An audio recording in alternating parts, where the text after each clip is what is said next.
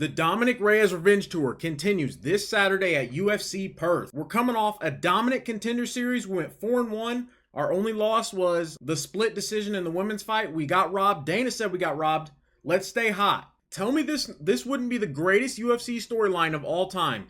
Dominick Reyes violently KOs Carlos Ulberg at UFC Perth. Then he violently KOs Magomed Ankalaev and wins the belt. And then he calls out John Jones for a fight at the White House. Cinema. Listen, I'll explain how all that's going to happen later. Let's get into the predictions. We'll start with the main card opener. We have Tom Nolan taking on Charlie Campbell. Tom Nolan, he's 4-1 in his last 5, and he's coming off a decision win over Borshev. Charlie Campbell, also 4-1 in his last 5. He's coming off a decision win over Trevor Peek. Now, to sum up this fight, these are two strikers who are both serviceable when it comes to the ground game and it comes to grappling. I don't think that's going to be a focus point in this fight. I think it's going to be a striking match. Because of that, I'm favoring Tom Nolan. I will say this, either way, I think somebody is getting knocked out here. Someone is going to visit the Shadow Realm with the Reaper and his stick. Somebody's going to the Shadow Realm. I think Charlie Campbell may have a visit booked. From what I've seen, Tom Nolan's pretty clearly a better striker in my opinion. Charlie Campbell, he is a good boxer. What I've liked from Tom Nolan recently is he's been fighting with a better IQ, with a better fight IQ. He's just been making better decisions, and he's not the same fighter he was 5-6 fights ago. He's taking a more calculated approach. He showed that in his last fight, and I think he's going to do the same here and show everybody that he's a level above guys like Charlie Campbell. Give me Tom Nolan. I think he wins by KO. Moving on, we have a name that everybody gets very excited about when you say it. Justin Tafa taking on Louie Sutherland. Another Tafa fight. Junior Tafa's fight got canceled for this card. No need to worry. Justin Tafa is here to save the day. Tafa's 2-2-1 in his last 5 fights. He has 1 no contest. He's coming off a TKO loss to Talshin Teixeira where, correct me if I'm wrong, but I think that fight lasted about 20 seconds. On the other side, Louie Sutherland. He's making his UFC debut. He's 4-1 in his last 5. And he may have the biggest shoulders in the UFC. I don't know who currently holds that title, but Louie Sutherland is here to take that over. This guy has traps that are up to his earlobes. I don't know how. It's crazy. You could see the picture. I'm going to start off my breakdown by saying this. I'm never going to pick a Tafa to win another fight. I'm not. Junior, Justin, Jordan, James. It could be any Tafa. I'm not picking them to win fights. Their run in the UFC is over as far as I'm concerned. You could put anybody in the octagon. I promise you I'm picking against Tafa. It could be Tony Ferguson. Call up Tony Ferguson, send him to Perth, Australia, put him in the octagon with Justin Tafa. Tafa's going to find a way to lose. That's how I feel about it. Now, on a serious note, Louie Sutherland, I actually think he has the capability to beat Justin Tafa. The game script on how to beat a Tafa brother is there. You have to get on top of them. When you get on top of them, they don't know what to do. That's a guaranteed round win. Sutherland has shown from what I've seen in his fights that he has some grappling ability. He doesn't have the greatest takedowns in the world, but he does go for them and he does land them. So if Louie Sutherland has a functioning brain and he has coaches that have functioning brains, the game plan should be simple. Get on top of Justin Tafa and you will win the fight. I will preface by saying Justin Tafa can knock him out. This is kind of the type of fighter that Justin Tafa would get a win over. Like, the Tafa brothers can beat a certain level of guy somehow in the UFC. Louie Sutherland might be that guy, but I can't pick against somebody fighting a Tafa. I can't. I just can't. So Tafa could get a KO. I hope he doesn't. I hope he loses and just gets out. Just get out. Give me Sutherland. I think he wins the fight. If you made it this far into the video, man, take a minute. Like, comment, subscribe. Show some love for the channel. We're trying to grow this thing. We're trying to get hot. Next up, we have Jake Matthews taking on Neil Magny, the Haitian sensation. Jake Matthews, he's 4-1 in his last 5. He's coming off a submission win over Chidi Bang Bang at UFC Nashville. I was actually at that card. We had bet on Jake Matthews. It was a banger. I was hyped. Neil Magny, he's 3-2 in his last 5. And he's coming off a TKO win against Zaleski. Now, every time Neil Magny fights, I feel like you have to preface the fact that he's not losing to like turds. All of his losses are to high-level guys. Matter of fact, let me tell you his last 5 losses. Neil Magny's last 5 losses are to Carlos Prates, Michael Morales, Ian Gary, Gilbert Burns, Shavkat Rakhmonov. This guy is losing to the best of the best. So seeing Jake Matthews as a minus 400 favorite in this fight, that's insane. That's insanity. I think he's better than Neil Magny. He probably should win this fight, but he's not minus 400. I don't care what anybody says. Anybody telling you to put money on Jake Matthews is insane. He could win this fight in 10 seconds. That's still not the right way to operate betting-wise. Pick-wise, I think Jake Matthews can win the fight. Jake Matthews has always been an inconsistent fighter. If you listen to anybody talk about a Jake Matthews fight, they're going to mention that. As of late, he's looked good. So I don't know at what point we stop calling him inconsistent because he's been consistent. Either way, I see this being a back-and-forth fight. It probably goes to decision. I'm leaning towards Jake Matthews to win the fight. I am not confident in it at all. He could go out there and throw up a dud and lose to Neil Magny. This is a fight where Neil Magny wins. I just told you his last 5 losses. Jake Matthews is nowhere near those guys. I almost want to take Neil Magny just out of respect, but I'm not going to do it. Give me Jake Matthews, but be careful here.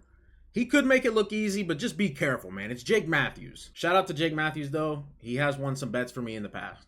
Moving on, we have Jack Jenkins taking on Ramon Tavares. This is a pretty interesting fight where I think both guys have a path to victory. It's going to be who can execute their game plan.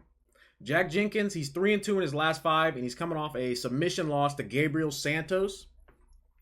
Ramon Tavares is 3-2 in his last 5 and coming off a decision loss to Davy Grant, where it felt like Davy Grant landed 138 leg kicks. I don't know what the actual number was. It was probably like 50 to 60. But he was spamming leg kicks. And I think we could see Jack Jenkins implement a very similar game plan. I think that could just be the script to beat Ramon Tavares. Jack Jenkins, he throws the same kind of nasty leg kicks. He's good at it. So I don't know why he wouldn't do it here. It's been clear that Ramon has a problem defending them. I will say Ramon Tavares throws a good cross. When you throw that leg kick, it could catch Jack Jenkins. Will it be enough to put him out is the question. I don't think so. He could, but I don't think so. So I'm leaning Jack Jenkins in this fight. I think he could win by KO, just beating him up later rounds, or it could go to decision. Give me Jack Jenkins. Moving on to what might be the worst co-main event of the entire year. We have Jimmy Crute taking on Ivan Erslan. Yes, you heard that correct. Jimmy Crute is a co-main event of the fight card in 2025. I don't know how we got here. I don't know who thought this was a good idea. I don't know who allowed it. But here we are. Jimmy Crute, he is 1-2-2 in his last 5. I don't even know how that's possible. He has 2 draws. That's impressive, to be completely honest. He's coming off a submission win over Prachnio. Ivan Erslan, he's 2-3 in his last 5 and coming off a decision loss to Navajo Sterling. Anybody telling you they have a confident read on this fight and they feel good about what's going to happen is a bold-faced liar. They're lying. Nobody knows what's going to happen here. I don't care what you say. This could go 38 different ways. I'm just going to tell you what I think is most likely to happen. Jimmy Crute has really bad striking. I know that. You know that. I believe Jimmy Crute knows that. So I think he's going to look to grapple here. That's what he should do. That's where his advantage is. I think Jimmy Crute's going to go out there, engage in the grappling early. And I actually think he's going to get a sub at some point during this fight. It could be early. Round 1 or 2, I could see it happening. Give me Jimmy Crute in the craziest co-main of all time to win by sub. Last but not least, in the main event, the fight everybody's looking forward to, we have Carlos Ulberg taking on Dominick Reyes. Carlos Ulberg, he's 5-0 in his last 5, and he's coming off a decision win over Jan Blachowicz. Say what you want, Carlos Ulberg's a good fighter. That was a terrible fight.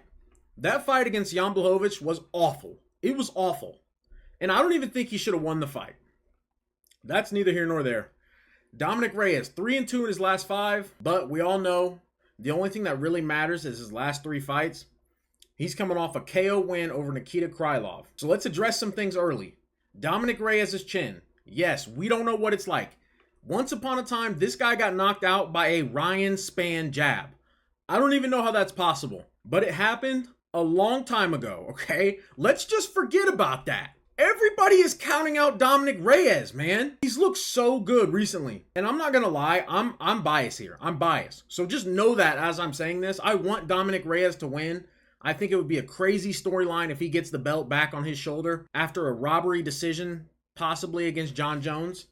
That storyline would be sick. I don't know why you would want Carlos Ulberg If you're a Carlos Ulberg diehard, I'm sorry. Shout out to you. Carlos Ulberg is just not my guy. I'm aware he's a very good technical fighter, Carlos Ulberg, and he probably has the advantage over Dominick Reyes everywhere in this fight outside of just raw power. But the fact of the matter is, I'd rather see Reyes fight for the belt. I think the winner of this fight gets the next title shot. I don't know if that's crazy to say. I think the winner of this should fight for the belt next. As far as the actual breakdown goes, for Carlos Ulberg, I think his goal for this fight, his easiest path to victory, is to kind of make it a boring fight, stay at range, and just pick Dominick Reyes apart.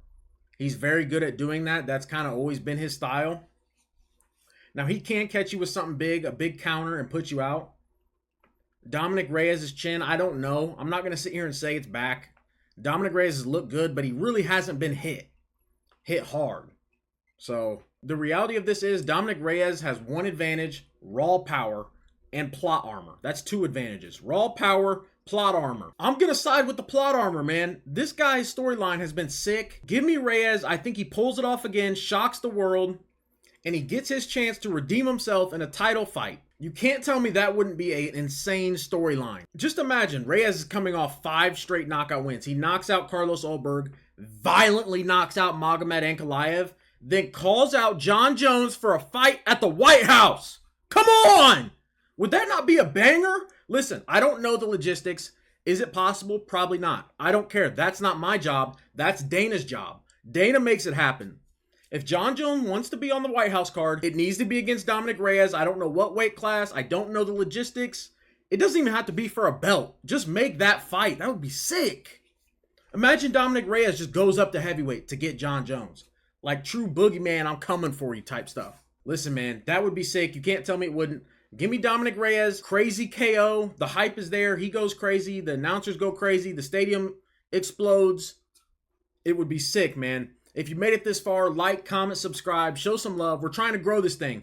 We're about to go on a crazy run with UFC cards, like 7 or 8 straight Saturdays. Lock in. Let's stay hot.